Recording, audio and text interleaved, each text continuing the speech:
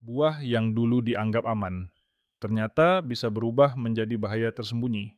Ya, buah yang setiap hari ada di meja makan, yang kita anggap penuh vitamin dan serat, bisa diam-diam memicu darah kental, gula naik drastis, bahkan serangan stroke di pagi hari.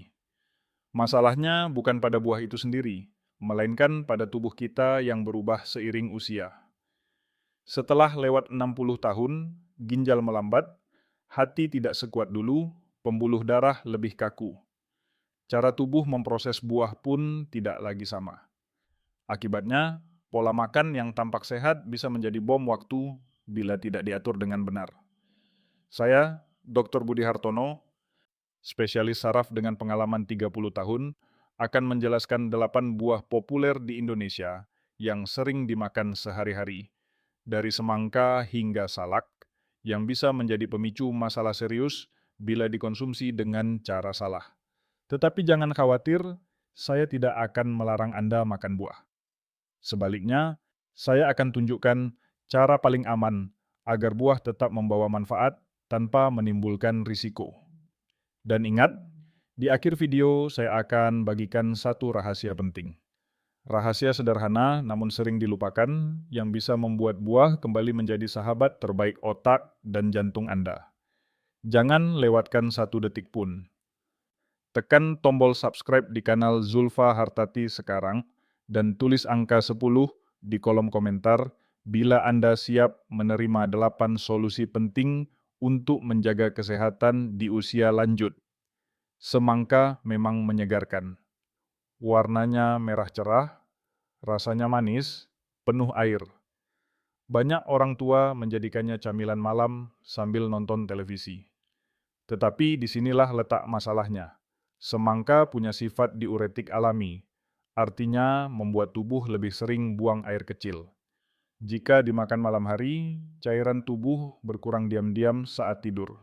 Darah jadi lebih kental, aliran melambat, dan risiko sumbatan kecil di otak meningkat. Namun, bukan berarti semangka berbahaya.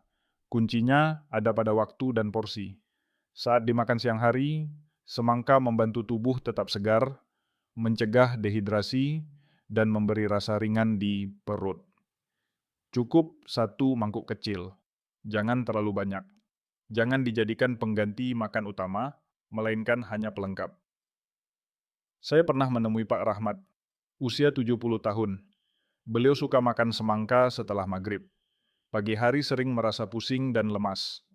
Setelah saya sarankan mengganti waktunya ke siang, porsi kecil, dan minum air putih cukup, keluhannya hilang. Tekanan darah lebih stabil, tidurnya juga lebih nyenyak. Bukti sederhana bahwa yang salah bukan buahnya, tetapi kebiasaan makannya. Bagaimana cara aman? Pertama, pilih siang hingga sore awal sebelum jam 5. Kedua, batasi hanya beberapa potong sedang. Jangan makan satu buah penuh. Ketiga, imbangi dengan air putih atau sedikit air kelapa agar cairan tubuh tetap seimbang. Keempat, jangan makan semangka dalam keadaan perut kosong. Lebih baik kombinasikan dengan sumber protein ringan seperti tempe rebus atau kacang rebus. Dengan cara ini, semangka tetap bisa menjadi sahabat kesehatan. Segar, ringan, dan aman untuk usia lanjut. Ingat, masalahnya bukan pada buahnya, tetapi pada waktunya. Kalimat kunci mudah diingat, semangka siang, bukan malam. Kalau Anda masih menyimak sampai di sini, tulis angka 1 di kolom komentar. Saya ingin tahu siapa saja yang serius memperhatikan kesehatan mereka. Anggur merah tanpa biji sering dianggap camilan sehat. Rasanya manis, teksturnya lembut, dan mudah dimakan. Banyak lansia menikmatinya sore hari sambil membaca koran. Namun hati-hati, anggur mengandung fruktosa dan glukosa tinggi. Bila dimakan terlalu banyak atau dalam keadaan perut kosong, kadar gula darah bisa melonjak cepat. Pada tubuh muda mungkin tidak masalah, tetapi pada usia lanjut, insulin bekerja lebih lambat dan pembuluh darah lebih rapuh. Akibatnya, Lonjakan gula ini bisa merusak dinding pembuluh darah otak secara perlahan. Apakah itu berarti anggur berbahaya? Tentu tidak. Kuncinya ada pada jumlah dan cara makan. Jika dibatasi hanya 5 atau 6 buah kecil, lalu dikombinasikan dengan sumber protein atau lemak sehat, lonjakan gula bisa dikendalikan. Anggur tetap memberi antioksidan kuat untuk melawan radikal bebas. Contoh nyata datang dari Ibu Ratna, 67 tahun. Setiap pagi menjelang siang, beliau menghabiskan semangkuk penuh anggur merah. Beberapa bulan kemudian, mulai mengeluh pandangan kabur dan cepat lelah. Setelah diperiksa, gula darah sering naik tinggi setelah makan anggur. Saat beliau mulai mengurangi porsinya, hanya beberapa butir kecil dan memakannya bersama keju, kondisinya membaik. Energi lebih stabil, tidak lagi mudah pusing. Jadi bagaimana caranya? Pertama, jangan makan anggur saat perut kosong. Kedua, batasi hanya segenggam kecil, sekitar 5-6 buah. Ketiga, padukan dengan protein ringan, seperti keju, almond, atau kacang tanah rebus. Keempat, hindari makan anggur di malam hari sebelum tidur. Dengan cara ini, anggur tidak lagi menjadi jebakan manis, melainkan sahabat kesehatan. Nikmati seperlunya, jangan berlebihan. Kalimat kunci mudah diingat. Anggur manis, porsi kecil. Kalau Anda setuju dengan tips ini, tulis angka 2 di kolom komentar. Mari kita lihat siapa saja yang benar-benar peduli dengan kesehatan otaknya. Nanas dikenal sebagai buah segar yang membantu pencernaan. Banyak orang tua menjadikannya pencuci mulut setelah makan besar. Rasanya asam manis, membuat mulut terasa ringan. Namun, di balik kesegarannya, ada hal penting yang perlu diperhatikan. Nanas mengandung enzim bromelain yang bersifat mirip pengencer darah ringan. Pada orang yang rutin minum obat pengencer darah atau obat jantung, efeknya bisa bertambah kuat. Apakah berarti nanas berbahaya? Tidak. Kuncinya ada pada waktu dan jumlah. Dimakan siang hari dalam porsi kecil, nanas membantu pencernaan dan memberi vitamin C. Tetapi bila dimakan malam hari, terutama menjelang tidur, asamnya bisa memicu refluks lambung. Pada lansia, refluks tidak selalu terasa perih, tetapi bisa mengganggu aliran oksigen ke otak saat tidur. Saya pernah menemui Pak Slamet, 74 tahun, yang punya kebiasaan makan potongan nanas setelah makan malam. Beliau juga sedang minum obat tekanan darah. Suatu pagi, beliau terbangun dengan bicara tidak jelas. Setelah diperiksa, ditemukan tanda stroke ringan yang diduga dipicu kombinasi obat, bromelain, dan asam lambung. Ketika beliau mulai mengganti kebiasaan, hanya makan nanas di siang hari dalam jumlah kecil, kondisinya membaik. Bagaimana cara aman menikmati nanas? Pertama, makanlah hanya di siang hari. Kedua, batasi porsi cukup 2-3 potong kecil. Ketiga, jangan makan bersamaan dengan obat pengencer darah tanpa izin dokter. Keempat, hindari memakannya sebelum tidur atau saat perut kosong. Dengan cara ini, nanas tetap bisa memberi manfaat, bukan musuh, tapi sahabat bila dimakan dengan bijak. Kalimat kunci mudah diingat, nanas siang, bukan malam. Kalau Anda masih mengikuti sampai di sini, tulis angka 3 di kolom komentar. Saya ingin tahu siapa yang serius belajar cara makan buah dengan benar. Pisang adalah buah yang sangat populer. Mudah didapat, lembut, manis alami, dan sering dijadikan sarapan cepat. Banyak lansia memilih pisang karena tidak terlalu asam dan mudah dikunyah. Namun, ada hal yang perlu diperhatikan. Pisang kaya akan kalium. Pada usia lanjut, ginjal bekerja lebih lambat sehingga pembuangan kalium tidak seefisien dulu. Akibatnya, kalium bisa menumpuk dan memengaruhi irama jantung. Apakah itu berarti pisang berbahaya? Tentu tidak. Pisang tetap bermanfaat, asal dikonsumsi dengan porsi tepat dan cara yang benar. Satu potong kecil di pagi hari, dipadukan dengan sumber protein, bisa memberi energi stabil tanpa membuat kalium berlebih. Saya teringat Ibu Siti, 69 tahun, yang setiap pagi makan 2 pisang Ambon sekaligus sambil minum obat tekanan darah. Setelah beberapa bulan, beliau mulai sering berdebar dan pusing. Hasil pemeriksaan menunjukkan kadar kalium tinggi. Ketika beliau mengurangi menjadi hanya 1 potong kecil dan memakannya bersama yogurt tawar, kondisinya berangsur membaik. Detak jantung lebih teratur, tubuh lebih ringan. Bagaimana cara aman makan pisang? Pertama, batasi hanya 1 buah kecil per hari, jangan berlebihan. Kedua, lebih baik dimakan di pagi hari, bukan malam. Ketiga, kombinasikan dengan protein seperti yogurt tawar, tempe rebus, atau kacang tanah. Keempat, bila Anda sedang minum obat tekanan darah atau memiliki masalah ginjal, konsultasikan dengan dokter. Dengan cara ini, pisang tetap menjadi sahabat jantung dan sumber energi alami. Tidak perlu takut, cukup bijak mengatur porsi.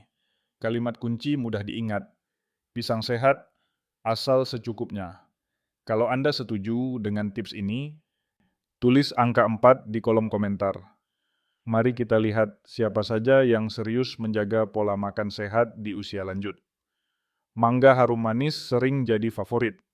Teksturnya lembut. Rasanya manis alami, aromanya mengingatkan masa kecil. Banyak orang tua menjadikannya camilan sehat pengganti kue manis. Namun, 1 potong mangga matang bisa mengandung lebih banyak gula daripada sepotong donat. Pada usia lanjut, tubuh tidak lagi cepat menstabilkan gula darah.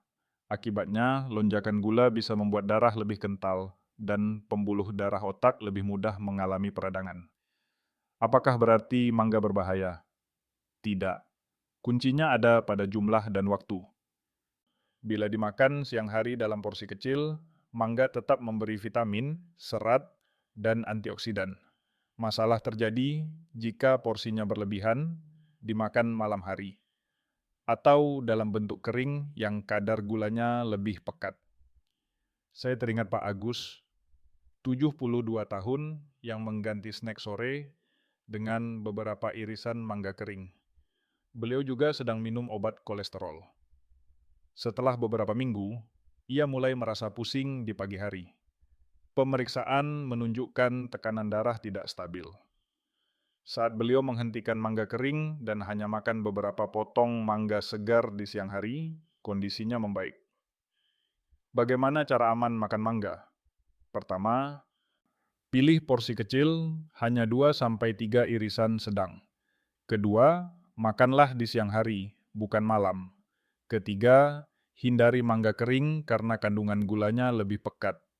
Keempat, jangan dikonsumsi bersamaan dengan obat, terutama obat kolesterol atau tekanan darah. Dengan cara ini, mangga tetap bisa dinikmati tanpa rasa khawatir. Manisnya membawa kebaikan, bukan masalah. Kalimat kunci mudah diingat. Mangga manis, cukup sedikit siang hari. Kalau Anda setuju dengan tips ini, tulis angka 5 di kolom komentar. Saya ingin tahu siapa yang sudah mengatur porsinya dengan benar. Stroberi terlihat cantik, warnanya merah cerah, rasanya segar. Banyak orang tua suka menyimpannya di kulkas untuk camilan sore bersama cucu. Namun, ada 2 hal yang sering dilupakan. Pertama, stroberi termasuk buah dengan kandungan pestisida tinggi. Kedua, stroberi juga mengandung purin sedang, yang bila berlebihan dapat meningkatkan kadar asam urat.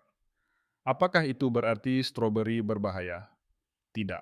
Stroberi tetap kaya vitamin C dan antioksidan. Hanya perlu cara makan yang bijak. Jika dipilih dengan benar, dicuci bersih, dan dimakan dalam porsi kecil, stroberi bisa membantu kesehatan pembuluh darah. Saya ingat kisah Ibu Dewi, 66 tahun. Beliau senang makan stroberi hampir setiap hari. Hanya dicuci sebentar. Lama-kelamaan, ia mulai mengeluh sakit sendi dan pusing ringan. Setelah diperiksa, kadar asam uratnya tinggi. Saat ia mulai mengganti stroberi biasa dengan stroberi organik, mencucinya di bawah air mengalir, dan hanya makan 2-3 buah kecil beberapa kali seminggu, keluhannya berkurang. Bagaimana cara aman menikmati stroberi? Pertama, pilih stroberi organik bila memungkinkan. Kedua, selalu cuci bersih di bawah air mengalir, jangan sekadar direndam. Ketiga, batasi porsi. Cukup 2 sampai 3 buah kecil, bukan semangkuk penuh. Keempat, jangan konsumsi setiap hari. Cukup 2 sampai 3 kali seminggu. Kelima, bila Anda memiliki GOUT atau masalah ginjal, konsultasikan dulu dengan dokter. Dengan cara ini, stroberi tetap bisa jadi camilan segar dan menyehatkan. Cantik di mata, aman di tubuh.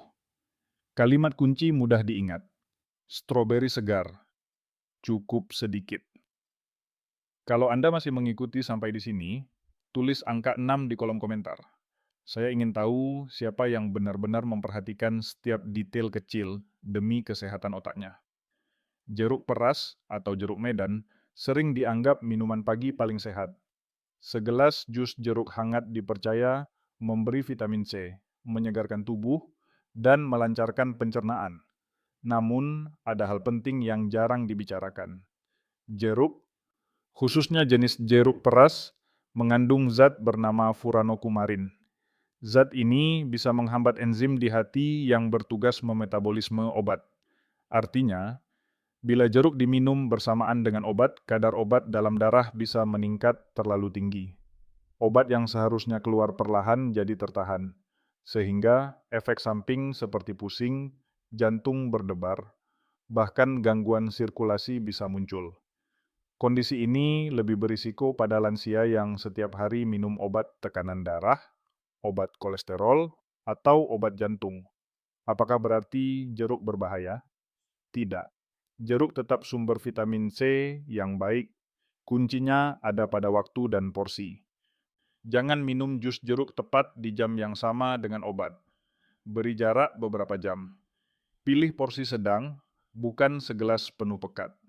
Dan bila bisa, pilih jenis jeruk kecil seperti jeruk baby atau jeruk Pontianak yang kandungan furanokumarinnya lebih rendah. Contoh nyata, Pak Hendra, 71 tahun, setiap pagi minum jus jeruk segar bersama obat statin. Setelah beberapa bulan, ia sering merasa jantung tidak teratur. Setelah diperiksa, kadar obatnya terlalu tinggi. Ketika beliau mulai memberi jarak 2 jam antara jus jeruk dan obat, kondisinya membaik. Bagaimana cara aman? Pertama, jangan konsumsi jus jeruk bersamaan dengan obat rutin. Kedua, batasi 1 buah kecil sekali minum, jangan berlebihan. Ketiga, pilih jenis jeruk dengan kadar furanokumarin rendah. Keempat, bila ragu, tanyakan langsung kepada dokter. Dengan cara ini, jeruk tetap menjadi sumber vitamin, bukan ancaman tersembunyi. Kalimat kunci mudah diingat. Jeruk sehat, asal jangan bareng obat. Kalau Anda setuju dengan tips ini, tulis angka 7 di kolom komentar. Saya ingin tahu siapa yang mulai lebih bijak dalam mengatur waktu makannya. Nangka matang aromanya harum, rasanya manis legit, membuat banyak orang tua menjadikannya camilan istimewa. Salak pun begitu, mudah ditemukan di pasar, murah, dan tahan lama. Namun keduanya bisa menjadi jebakan jika tidak dimakan dengan cara yang benar. Nangka memiliki kadar gula alami cukup tinggi. 1 cangkir nangka bisa mengandung puluhan gram gula. Pada lansia, lonjakan gula ini membuat darah lebih kental dan pembuluh darah lebih tertekan. Selain itu, serat kasar dan gas alami pada nangka kadang membuat perut kembung. Bila dimakan malam hari atau saat perut penuh, sirkulasi balik dari perut ke jantung bisa terganggu. Sementara salak terkenal dengan kandungan tanin yang tinggi. Tanin memperlambat gerakan usus, sehingga mudah menyebabkan sembelit. Pada usia lanjut, sembelit bukan hanya soal perut tidak nyaman. Cairan tubuh lebih banyak terserap kembali di usus, darah menjadi kental, dan risiko terbentuknya bekuan darah kecil di otak meningkat. Apakah berarti nangka dan salak berbahaya? Tentu tidak. Kuncinya ada pada porsi, waktu, dan keseimbangan cairan. Contoh nyata, Pak Tono, 73 tahun, Terbiasa makan 3 sampai 4 buah salak setiap malam sambil minum teh hangat. Setelah beberapa bulan, ia sering sulit buang air besar, lalu merasa pusing pagi hari. Setelah ia mengurangi hanya 1 sampai 2 buah salak, selalu diimbangi minum air putih, keluhannya berkurang. Bagaimana cara aman? Pertama, makan nangka hanya di siang hari, porsi kecil. Kedua, hindari makan nangka saat perut kenyang atau sebelum tidur. Ketiga, batasi salak hanya 1 atau 2 buah, jangan berlebihan. Keempat, selalu minum air putih cukup bila makan salak. Dengan cara ini, nangka dan salak tetap bisa dinikmati tanpa takut jadi beban bagi tubuh. Kalimat kunci mudah diingat, nangka siang, salak sedikit. Kalau Anda setuju dengan tips ini, tulis angka 8 di kolom komentar. Saya ingin tahu siapa yang sudah siap menerapkan pola makan buah dengan bijak. 8 buah yang kita bahas tadi bukanlah musuh. Semangka, anggur, nanas, pisang, mangga, stroberi, jeruk, nangka, dan salak. Semuanya tetap bermanfaat bila dimakan dengan cara yang tepat. Masalahnya bukan pada buahnya, melainkan pada waktu, porsi, dan kondisi tubuh. Ringkasnya, semangka aman bila dimakan siang, bukan malam. Anggur sehat bila porsinya kecil, tidak saat perut kosong. Nanas baik bila siang hari, bukan menjelang tidur. Pisang aman bila 1 potong kecil, jangan berlebihan. Mangga nikmat bila hanya sedikit di siang hari. Stroberi segar bila dicuci bersih dan dibatasi. Jeruk sehat bila tidak diminum bersamaan dengan obat. Nangka en salak tetap lezat bila porsinya kecil dan ditemani air putih. Semua ini sederhana, tetapi bisa menyelamatkan hidup. Anda tidak perlu berhenti makan buah. Anda hanya perlu memahaminya dengan bijak. Dan inilah rahasia khusus yang saya janjikan. Selalu kombinasikan buah dengan sumber protein ringan, seperti tempe rebus, kacang tanah, atau yogurt tawar.